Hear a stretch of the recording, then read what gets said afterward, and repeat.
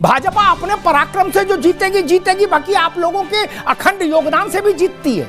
हे नाथ नारायण, क्या होगा? कौन लिखता है भाषण, कौन देता है इसी सलाह? तो अभी राहुल गांधी ने एक बात और कही थी, उन्होंने कहा कि बीजेपी में सांसदों की स्थिति ऐसी है, उनकी कोई हैसियत नहीं है, बोले जैसे मंदिरों में मूर्तियां होती हैं देवताओं की, पावरलेस। लो भैया कर लो। 12 करोड़ आदमी बाबा विश्वनाथ के दर्शन मत्था टेक के गया साल भर में काशी में, और आपने बता दिया मूर्ति बेकार है। राहुल जी की अपब्रिंगिंग में धर्म का कोई लेना देना नहीं। क्या वो वेद पुराण उपनिषद कहते हैं पढ़े, लेकिन पढ़े होंगे इस पर शक। नमस्कार दोस्तों, एक वापस से नए डिबेट वीडियो में आप सभी का स्वागत करता हूं। मेरा नाम है गौरव और आप देख रहे हो धमाका डिबेट्स। दोस्तों एक बार फिर से वरिष्ठ पत्रकार अमिताभ महोत्रा जी का डिबेट वीडियो लेके आ चुका हूं। और दोस्तों जैसा कि आपको पता है कि चुनाव का समय चल रहा है, और जो राहुल गांधी हैं उनके मैनिफेस्टो पे जो है इस समय बवाल चल ही रहा है। और इससे पहले जो राहुल गांधी ने एक बार जो है मूर्तियों को लेके, मंदिर में की मूर्तियों को लेके जो है अनाप शनाप बयान दिया था, उसको लेके अमिताभ महोत्रा जी ने आज बहुत अच्छे से डिबेट की है। और साथ ही साथ जो आरक्षण का जो खेल चल रहा है उसके ऊपर भी अमिताभ जी ने बहुत ज़बरदस्त विश्लेषण किया है। तो आप लोगों से रिक्वेस्ट है वीडियो पूरा देखिएगा। चैनल पर पहली बार है, चैनल को सब्सक्राइब जरूर करिएगा दोस्तों। वीडियो को लाइक और शेयर अवश्य करें। तो चलिए वीडियो की ओर चलते हैं। एमपीज को जैसे मंदिर में मूर्ति होती है वैसे मूर्तियां बना रखी हैं, और ओबीसी की वहां पे मूर्तियां भर रखी हैं, मगर पावर बिल्कुल नहीं है। मुझे याद है 2010 में लालू जी ने कहा था, राज शर्मा जी, इसीलिए मैंने कहा बेडौलत रस आपने उनके फाटा तंग। आप राष्ट्रीय पार्टी हो, आपके लिए बड़ी समस्याएं ये लोग पैदा कर रहे हैं। लालू जी ने कहा था 2010 में, मनमोहन सिंह सरकार थी, कि हम मैडम को बता दिए, उनके शब्द सुना रहा हूं, हम मैडम को बता दिए लालू यादव की लाश पे आरक्षण का बिल पास होगा लोकसभा में, जान लीजिए, सरकार गिरा देंगे सरकार। क्या मुलायम सिंह जी आए फिर माइक पर, उनने का समर्थन वापस ले लेंगे, 1 मिनट नहीं सोचेंगे। क्या कांग्रेस ने कहा रहने दो, छोड़ो, नहीं लाते बिल। क्या अब बिल पास हो गया तो अब कैसे भैया क्रेडिट लोगे? लालू जी सुरक्षित हैं, अच्छे हैं, स्वस्थ हैं, ये तो अच्छी बात है, ईश्वर करे और स्वस्थ रहे, लेकिन उन्होंने कहा तो ये था कि मेरी लाश के ऊपर से गुजर के बिल बनेगा। अब इसमें तो तारीफ कर दो कि ना लाश जैसी कोई स्थिति नहीं आई और बिल भी पास हो गया। नहीं,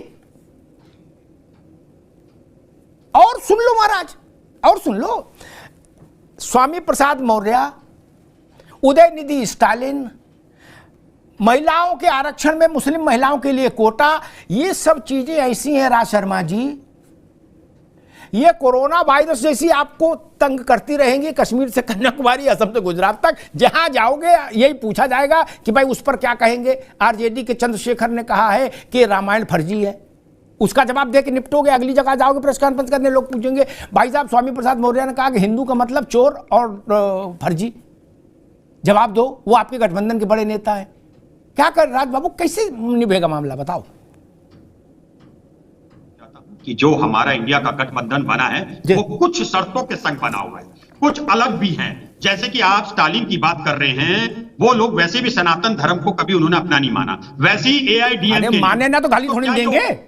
नहीं तो क्या ओपी सिंह, तो हमने कहा कह दिया गाली दीजिए? हमने स्टालिन का हमारी कांग्रेस पार्टी के किसी नेता ने समर्थन नहीं करा, वो उनके व्यक्तिगत बयान है, मैं उनकी जुबान से तो बोल नहीं रहा। इसलिए मैं आज भी कह रहा हूं स्टालिन के बयान से हमारा कोई लेना देना नहीं, उनके बयान व्यक्तिगत बयान है। ठीक है, मैं ठीक है राज भाई, आगे बात। मैं सिर्फ मित्रवत सलाह दूंगा, उनको टेलीफोन करके ऐसे जितने भी लोग हैं उनको बताओ कि व्यक्तिगत बयान कम से कम 125 दिन होल्ड कर ले, लोकसभा हो जाए उसके बाद रोज व्यक्तिगत बयान दें।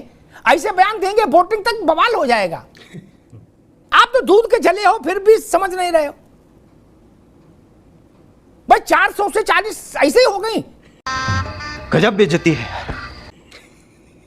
कुछ तो कारण रहे होंगे राज भाई, नहीं, और ये फिर बवाल लोग फैला देंगे। खैर, आप कांग्रेस की इच्छा, अगर कांग्रेस अपने को उदार इतना मान रही है कि देखिए अभिव्यक्ति की आजादी है, हैं?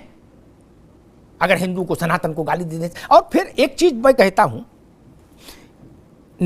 वो नेता धर्म पर क्यों बोले प्रोफेसर साहब, वो नेता धर्म पर क्यों बोले जिनको धर्म के बेसिक्स की और धर्म से जुड़ी भावनाओं की समझ नहीं हो। राज भाई, क्या राहुल जी की अपब्रिंगिंग में धर्म का कोई लेना देना नहीं? क्या वो वेद पुराण उपनिषद कहते हैं पढ़े, लेकिन पढ़े होंगे इस पर शक। उन्होंने आज क्या कहा, कहना कुछ चाह रहे थे, बोले क्या?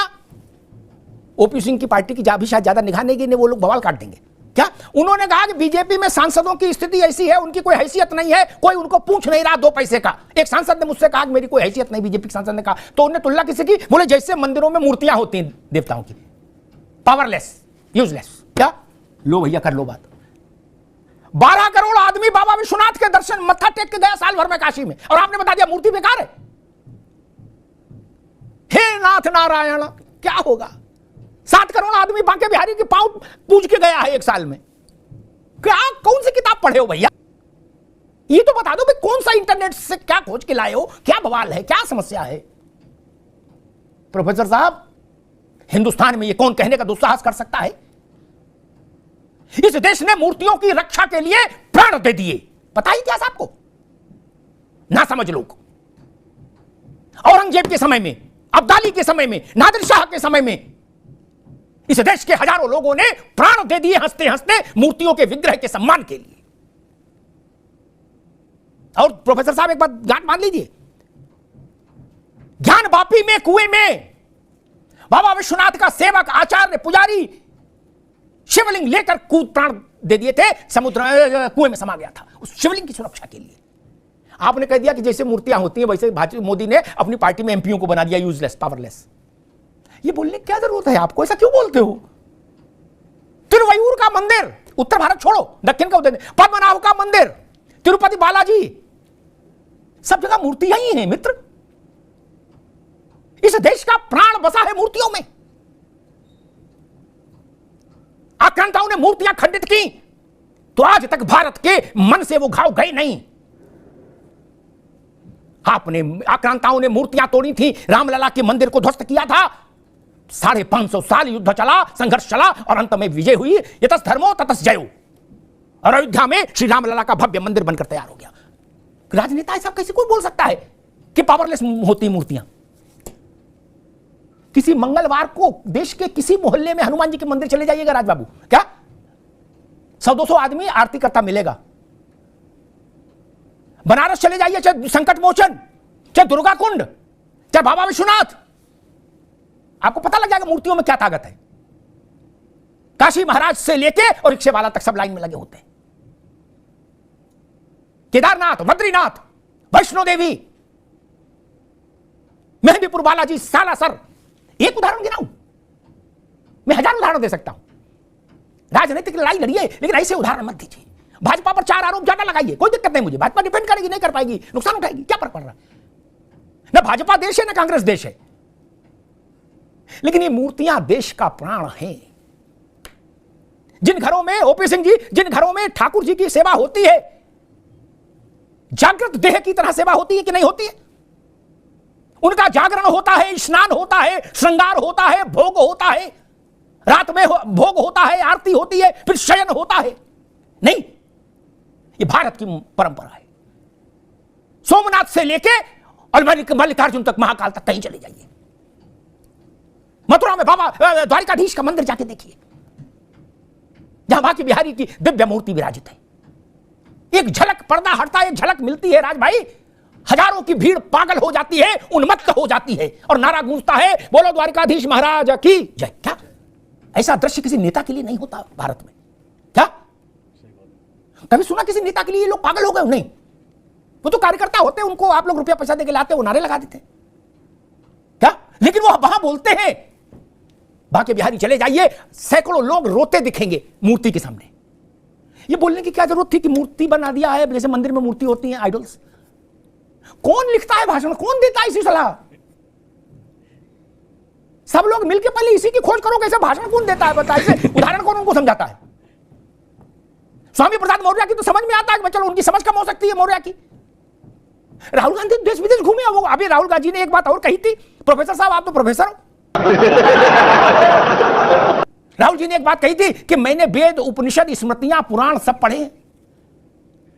ओपी सिंह जी, सब पढ़ने के बाद अगर यह नतीजा निकला कि मूर्तियां बेकार हैं, तब तो बड़ा मुश्किल है भैया। और अंत में कहूंगा, वृंदावन में रहना है तो राधे राधे कहना है। क्या आप मंदिर जाओ नहीं जाओ आपकी मर्जी, लेकिन भारत में विग्रह की अवमानना संभव नहीं।